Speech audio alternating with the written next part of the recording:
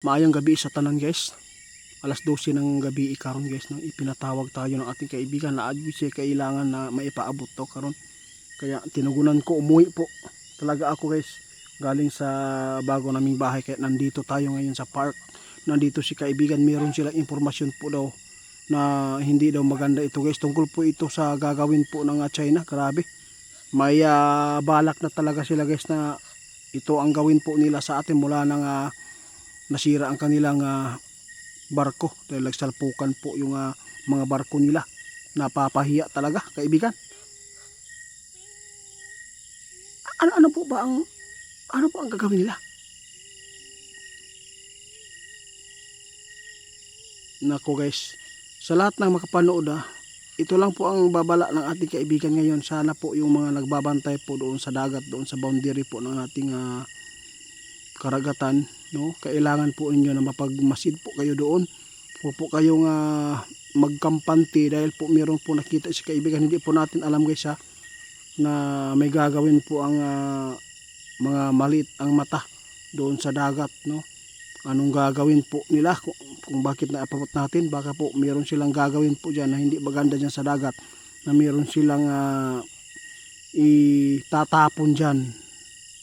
Tapos pag nakain po ng mga isda, siguradong mapapahamak ang mga Pilipino nating mga kababayan natin makakain. Kaya dapat po talaga maging alerto po tayo na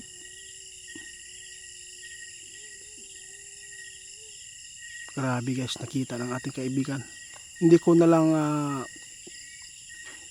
maayo guys, no, hindi ko na lang po ipaklaro kaayo ni nakita ng mga duwende karon sa ilang buhaton diri sa ato ang karagatan, lalo na nais talaga nilang maghiganti dahil po ay napapahiya sila na nasira ng kanilang barko dahil po sa kanilang gustong gawin po nila na hindi maganda sa ating barko, no? Ang banggain po nila talaga yung barko natin, ngunit kinarma, nagsalpukan. Ngayon nakita ng ating kaibigan, kaya alas 12 ng gabi guys, napapunta ko talaga dito dahil po para malaman natin kung ano po ang maipaabot sa inyo. Kaya ito po ang naipaabot na kailangan po talaga na maging alerto at maging magbantay po ang mga nagbabantay po doon sa dagat para matingnan po ang kulay ng dagat natin dyan. Baka mayroon pong gagawin po ang mga traidor na China, no kaibigan. Ito po ang nakikita po niyo na may plano talaga.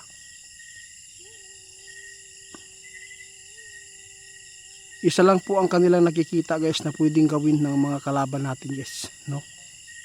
Tulad po ng sinasabi po nila na yung may lason, no, lalagyan po ng dagat pag nakain po ng isda. Sigurado pag nakain ng tao, posible tayo magkakasakit at posible tayong may mangyaring masama. Kaya sa lahat ng makapanood, paki-share na lang guys, na sana ay mag-ingat din po ang mga nagbabantay nito doon sa dagat, dahil po posible itong maganap ang nakikita ng ating kaibigan na plano na hindi maganda po sa nagbabantay dyan sa karagatan natin. Kaibigan, salamat. Ano po ba ang dapat natin gawin po ngayon kaibigan? Salamat po kaibigan, no guys. Subukan po nila titingnan ngayon guys mamayang alas 2 ng gabi. Subukan po nilang titingnan ang palibot ng ating karagatan kung wala bang mga kalaban na mga Chinese doon na magpupunta doon sa dagat para po maghasik ng hindi maganda.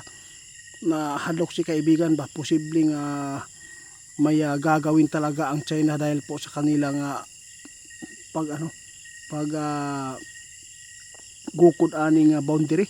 Grabe po ang kanilang gustong makamit na ito ay makuha nila. Kaya ngunit hindi po pumayag ang ating gobyerno dahil po talagang atin naman talaga yan. Kaya salamat po sa nagbabantay. Mag-ingat po kayo.